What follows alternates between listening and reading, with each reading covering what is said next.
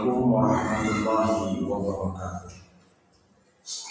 Alhamdulillah rabbil alamin wa bihi nasta'in ala umuri dunya waddin. Tsumma shalatu wassalamu ala man ba'athahu rahmatan lil alamin sayyidina Muhammadin wa ala alihi wa sahbihi. Kepada seluruh pemirsa keluarga Al-Manar yang berbahagia, pada kesempatan ini izinkan saya selaku koordinator pendidikan pesantren Yayasan Al-Munawwarah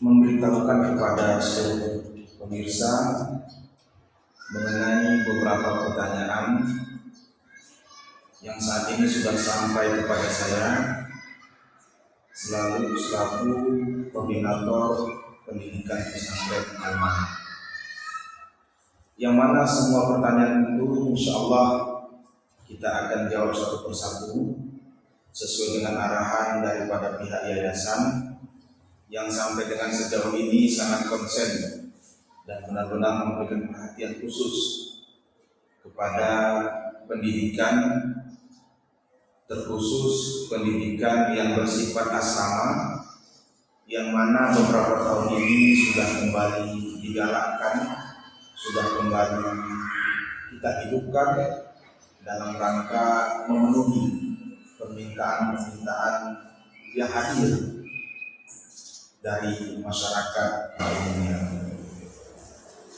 Keluarga besar Al-Manar yang berbahagia beserta seluruh pemirsa yang menyaksikan video ini, sebelumnya saya perkenalkan terlebih dahulu, nama saya Irham Khalid SIGM. Alhamdulillah saat ini saya diamanahkan oleh Yayasan Al-Munawwarah untuk menjadi koordinator pendidikan pesantren Al-Manar, yang mana pada dasarnya ketika berbicara Al-Manar itu sudah tidak asing lagi dalam kehidupan saya, karena kebetulan saya termasuk alumni dari Pondok Pesantren Al-Manar yang sungguh mendapatkan rasa syukur yang luar biasa, karena hampir seluruh ilmu yang saya terapkan, ilmu yang saya berikan khususnya dalam dunia dakwah, itu semuanya hampir murni saya dapatkan ketika saya menjadi santri di Pondok Pesantren Al-Manar. Baik keluarga besar Al-Manar yang berbahagia dan saya banggakan, adapun pertanyaan pertama yang langsung masuk melalui WA pendidikan pesantren Al-Manar, yaitu pertanyaan adalah usaha yang dilakukan untuk menambah santri yang akan tinggal di asrama.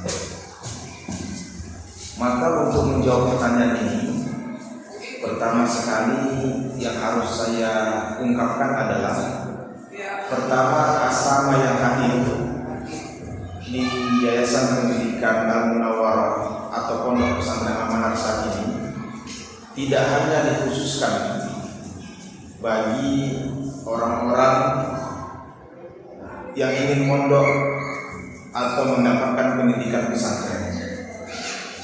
Usaha kita yang pertama adalah memberikan izin kepada siapapun di seluruh unit pendidikan yang berada di bawah naungan Yayasan Al-Munawwarah, baik itu tingkat sanawiyah, tingkat SMP, tingkat aliyah, tingkat SMA, untuk bisa mendapatkan fasilitas tempat tinggal berupa asrama di pesantren. Meskipun pada dasarnya di saat kegiatan belajar mengajar mereka masuk ke sekolah yang mereka tuju masing-masing, tetapi mereka tetap bisa tinggal di asrama.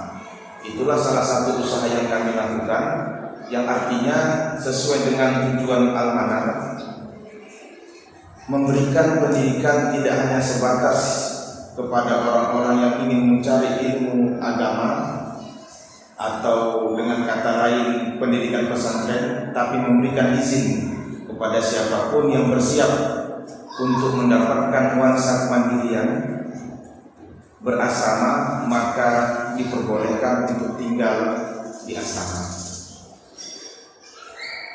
Kemudian pertanyaan yang kedua, siapa saja yang dapat tinggal di asrama Al-Manar?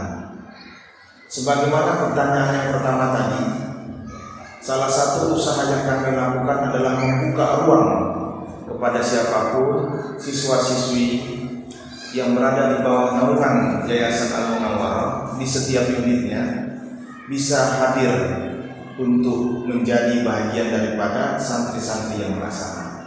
Artinya, selama beliau anak-anak murid tersebut sekolah di asrama, sekolah di bawah Yayasan Al-Munawwarah, bisa mendapatkan fasilitas untuk tetap tinggal di asrama, yang tujuan utamanya adalah agar kiranya nuansa kemandirian itu bisa hadir, tidak hanya sebatas untuk orang-orang yang mendapatkan pendidikan pesantren, tapi seluruh anak murid yang berada di bawah Yayasan Al-Munawwarah. Kemudian pertanyaan yang ketiga yang saya dapatkan adalah, apa kegiatan ekstrakurikuler dan intrakurikuler yang didapat dengan berasrama? Yang pertama, saat ini dari sejak berdirinya Al-Manar, saya melihat begitu banyak pembenahan-pembenahan dan perbaikan-perbaikan dari segi fasilitas yang diberikan oleh pihak yayasan. Untuk menyikapi pihak yang bertanya tentang bagaimana kegiatan ekstrakurikuler, saat ini Al-Manar memfasilitasi ada kegiatan berupa bela diri, kemudian olahraga futsal, tenis meja, badminton, dan ada juga peran seni karya yang menggugah jiwa-jiwa seni orang-orang yang tinggal di asrama. Artinya itu kegiatan ekstrakurikuler yang ditawarkan oleh pihak yayasan kepada setiap siswa-siswi yang menjadi santri untuk bisa tinggal di asrama. Artinya memiliki nilai plus bagi orang-orang yang tinggal di asrama untuk menikmati fasilitas-fasilitas yang diberikan yayasan, khususnya dalam fasilitas olahraga. Karena seperti yang kita ketahui bahwasanya Al-Manar ini memiliki beberapa unit pendidikan, dari mulai sanawiyah, SMP, aliyah, dan SMA, bahkan beberapa tahun belakangan ini sudah ada di sini. Artinya untuk menikmati fasilitas itu kita sudah terjadwal unit mana saja yang menggunakan.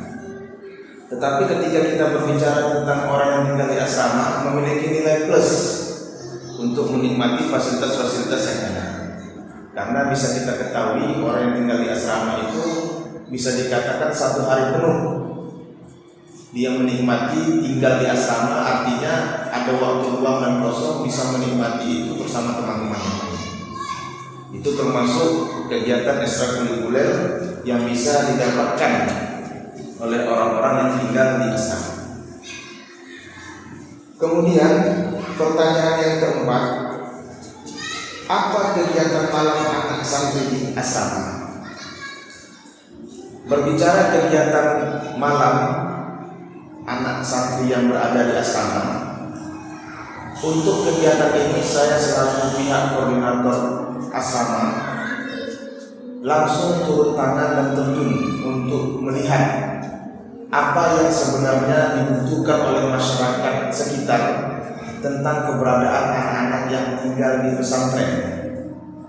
Artinya kegiatan yang pertama kita lakukan adalah kegiatan tahfizul Quran, yang mana kegiatan ini sangat menarik bagi orang tua yang menitipkan anaknya, karena bagi program pesantren paling tidak bisa menghafal 1 tahun itu minimal 1 juz Al-Quran.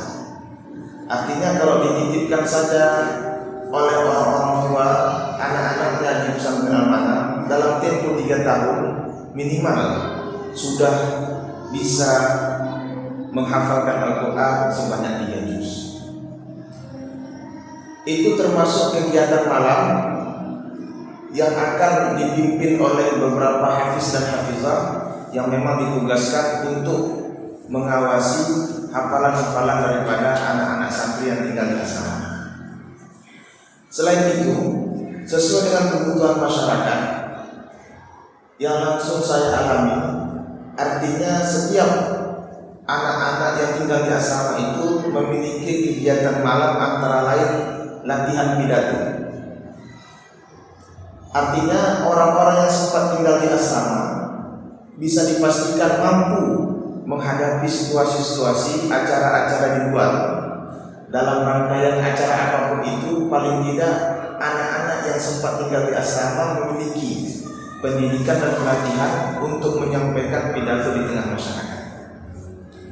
Dan khusus untuk pidato ini tetap dibagi seminggu itu sebanyak 3 malam, yang mana pembagiannya antara lain adalah pidato dengan menggunakan bahasa Indonesia, pidato menggunakan bahasa Arab, dan pidato menggunakan bahasa Inggris. Yang hampir sama pendidikan ini juga saya dapatkan ketika waktu itu saya menjadi santri di Pondok Pesantren Al-Manar lebih kurang 12 tahun yang lalu. Maka ketika kita berbicara kegiatan malam ini, ada juga kegiatan malam yang kami selipkan agar kiranya anak-anak itu pandai membawakan wirid Yasin yang sudah menjadi kebiasaan di setiap tempat diadakan setiap malam Jumat. Maka untuk kegiatan wirid Yasin ini juga kami paskan di setiap malam Jumat, di mana setiap anak bergilir untuk membawakan kaifiyat, tahtim, tahlil, dan ditutup dengan doa.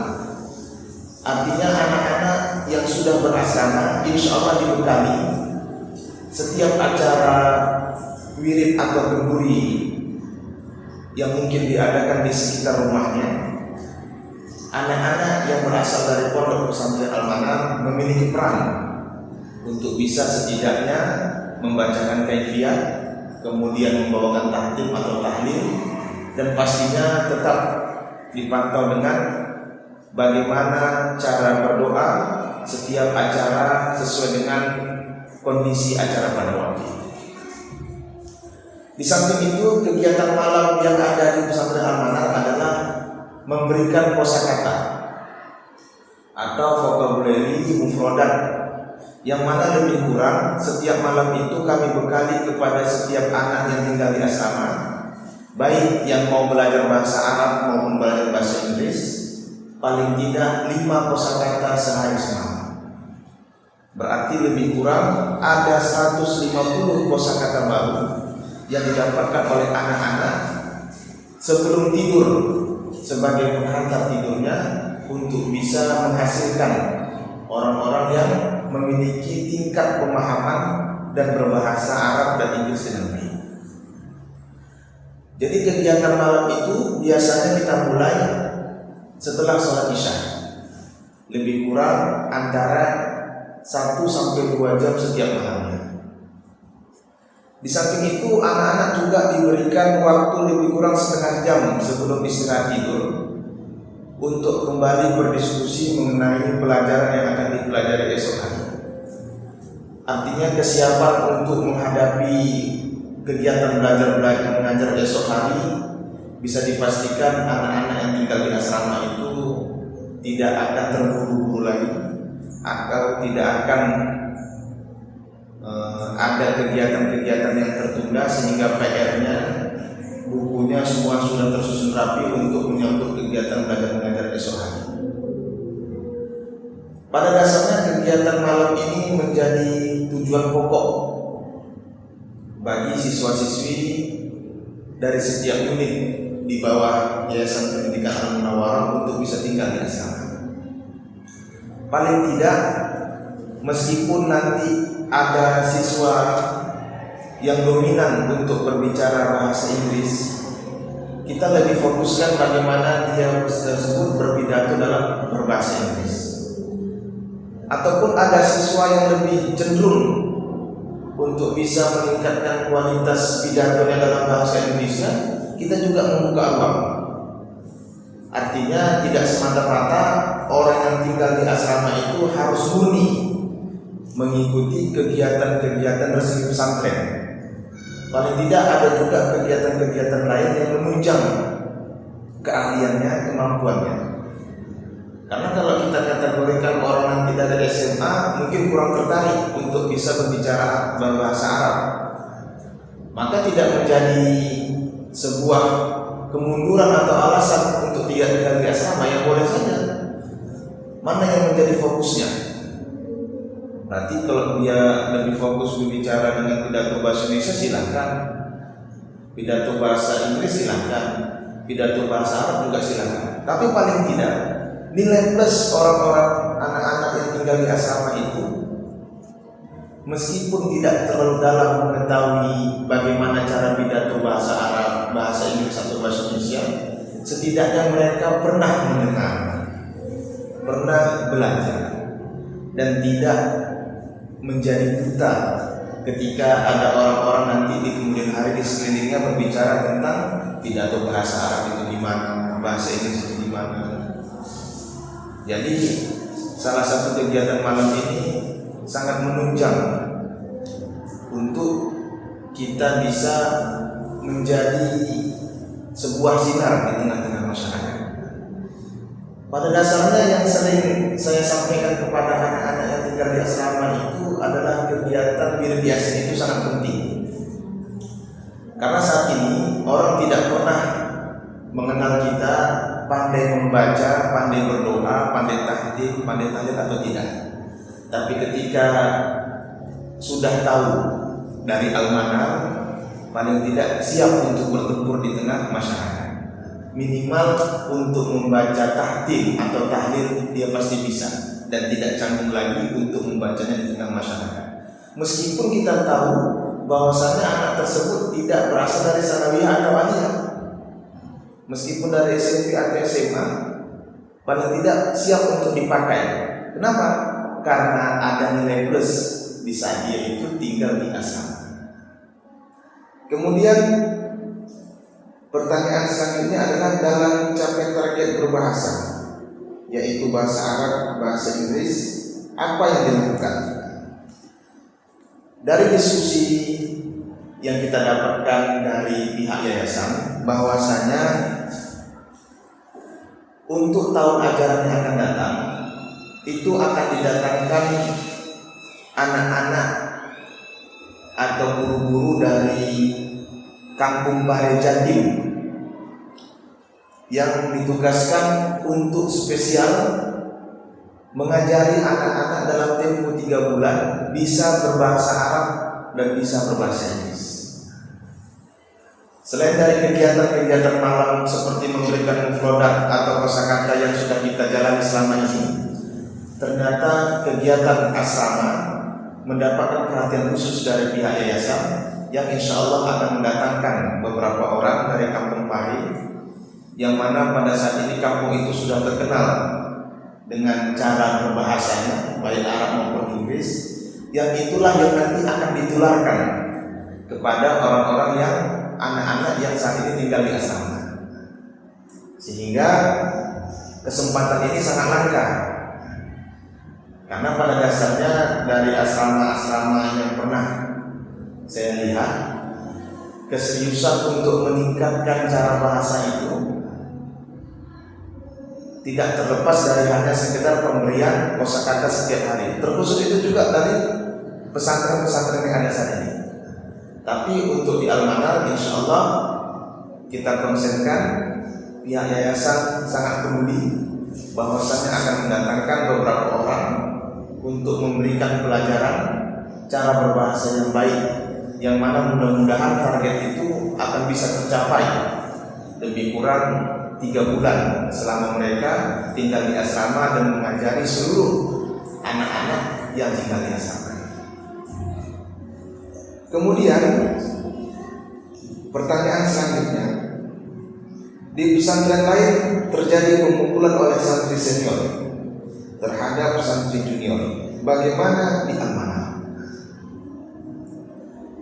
Dari sejak saya menjadi santri di Al-Manar, yayasan dari awal berdirinya pesantren Al-Manar sudah memberikan warning yang sangat luar biasa, perhatian khusus untuk pemukulan.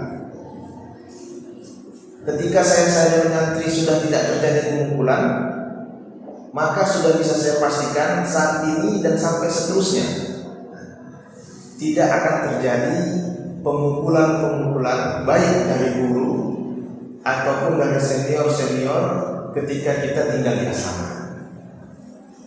Karena pada dasarnya hukuman bagi orang-orang yang tinggal di asrama itu lebih bersifat kepada hukuman yang edukatif. Saat ini setiap santri atau orang-orang yang tinggal di asrama memiliki masalah, paling tidak diberikan hukuman untuk menulis Al-Quran sebanyak 2 lembar minimal sesuai dengan tingkat kesalahannya. Secara tidak langsung ketika dia menulis langsung ditumbur oleh pengawasnya, berarti hukuman yang didapatkannya meskipun lelah setidaknya memberikan dampak positif. Artinya tulisannya semakin baik dan mungkin saja yang dihafalnya itu semakin cepat diingat karena tidak hanya sekedar dihafal tapi juga ditulis. Jadi bisa dipastikan hukuman-hukuman atau pemukulan-pemukulan dari senior itu tidak akan didapatkan dan tidak akan terjadi di pesantren Al-Manhaj, terkhusus bagi anak-anak santri atau siswa-siswi yang mendapatkan fasilitas berasrama di pondok pesantren Al-Manhaj. Kemudian selanjutnya, biaya yang diperlukan berapa? Untuk biaya bisa kita pastikan pendidikan khususnya yang tinggal di asrama itu jauh lebih murah dibandingkan biaya-biaya untuk pendidikan yang tinggal berasrama di luar sana. Jadi saat ini yang menjadi pembiayaan rutin itu adalah siswa-siswi yang tinggal di asrama hanya dikenakan 1 juta rupiah per tahun di luar dari pendaftaran awal. Artinya kemarin kita membuka pendaftaran awal itu lebih kurang sekitar 4.870.000. Ada uang pembangunan di situ, ada uang sarana prasarana, ada uang pendaftaran, dan itu bisa dipastikan jauh lebih murah dibandingkan asrama-asrama yang ada di Kota Medan. Atau bahkan di luar Kota Medan itu juga jauh masih lebih murah ketika mendapatkan pendidikan untuk biaya asrama di pondok pesantren Al-Manhaj. Jadi untuk biaya insya Allah nggak usah kita khawatirkan, karena yang pastinya lebih murah dibandingkan yang lain. Terkhusus untuk biaya perawatan, setiap anak yang naik ke kelas 2 atau kelas 3 setiap tahunnya itu pasti akan dikenakan lebih kurang 1 juta rupiah untuk biaya perawatan asrama, listrik dan air selama 1 tahun. Dan saya rasa itu termasuk biaya yang sangat murah dibandingkan tempat-tempat lainnya kalau kita sudah bercerita tentang berasrama. Kemudian selanjutnya, ini mungkin pertanyaan yang sangat familiar dan mungkin bisa menjadi salah satu pertanyaan yang memang ditunggu-tunggu saat ini, karena beberapa tahun ini Al-Manhaj sudah vakum ketika berbicara dengan pertanyaan ini. Pertanyaan itu adalah, apakah masih ada program Al-Manhaj mengirim santri ke luar negeri? Pada dasarnya dari hasil diskusi dengan yayasan, Al-Manhaj itu senantiasa tiap tahun diminta dari negara Arab dan Asia Selatan beasiswa untuk bisa berangkat ke negara-negara tersebut. Tapi juga pihak pesantren, yayasan berdiskusi kembali, artinya ada yang kurang, khususnya dalam kemampuan berbahasa.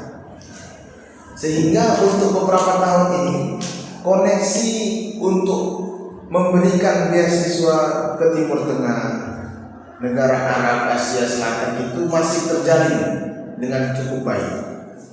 Tapi kita juga harus menyadari bahwasanya masih banyak kekurangan khususnya dalam berbahasa.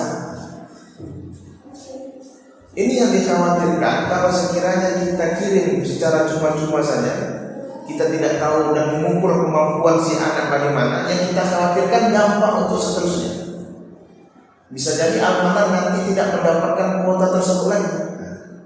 Maka sehingga dengan masih adanya tawaran-tawaran tersebut sampai dengan saat ini, salah satu konsen yang diberikan oleh pihak yayasan kepada pendidikan pesantren yang berasrama adalah dengan mendatangkan beberapa orang dari kampung Pari tadi untuk bisa memberikan kemampuan kita dalam berbahasa. Karena kalau kita tidak berbahasa dengan aktif, dengan baik ketika kita dikirim, maka sudah bisa dipastikan kita tidak akan mampu berperan. Dulu guru-guru saya di pesantren selalu menyampaikan, man arafa lughata qaumin amina min syarri. Barang siapa yang mengetahui bahasa suatu kaum, maka dia akan aman, akan tenang dari segala gangguan kaum tersebut. Jadi bagaimana mungkin kita bisa mengirimkan anak-anak yang mampu mengamani dirinya dari gangguan kalau sekiranya dia tidak menguasai bahasa-bahasa tersebut. Jadi pada dasarnya sejak beberapa tahun ini program pesantren kembali dibuka, Al-Manar tetap menjalin koneksi untuk memberikan beasiswa kepada murid-murid Al-Manar yang mampu untuk bisa berangkat sekolah melanjutkan studinya ke negara Arab dan Asia Selatan. Karena memang sejauh ini saya bisa pastikan koneksi untuk ke negara-negara tersebut masih lebih jauh baik rata-rata orang-orang yang berada di Al-Manar dibandingkan pesantren-pesantren yang lain. Sehingga koneksi tersebut masih kami simpan, kami manfaatkan, dan kami terus berbenah. Sehingga kiranya orang-orang yang memang mengharapkan untuk bisa melanjutkan pendidikannya, maka kami sediakan ruang untuk bisa kembali menjalin hubungan tersebut ke negara Arab atau Asia Selatan. Baik Bapak Ibu, seluruh saudara-saudara saya, hadirin dan hadirat keluarga besar Al-Manar yang sangat saya banggakan. Demikianlah yang bisa saya sampaikan untuk menjawab pertanyaan-pertanyaan yang masuk ke WA Yayasan mengenai program pendidikan berasrama Al-Manar. Yang paling penting bahwasanya kita yakini salah satu keunggulan orang-orang yang tinggal di asrama, paling tidak keluarganya, orang tuanya sudah tidak perlu mengkhawatirkan bagaimana sholat 5 waktunya sehari semalam, karena pada dasarnya di asrama juga diajarkan cara menjaga sholat supaya lebih baik ke depannya. Demikian, semoga bermanfaat dan terima kasih atas segala perhatian. Insya Allah saya selaku koordinator pesantren siap terus menjawab pertanyaan-pertanyaan yang hadir, baik dari masyarakat ataupun orang-orang tua santri yang telah menitipkan anak-anaknya di sini. Kita siap menerima kritikan yang konstruktif agar kita terus berbenah. Yang pastinya kami memberikan pendidikan untuk menjadikan seluruh masyarakat Indonesia ini jauh lebih baik dengan senantiasa menjadi orang yang berpendidikan dan beragama serta beradab dan berakhlakul karimah. Terima kasih. Assalamualaikum warahmatullahi wabarakatuh.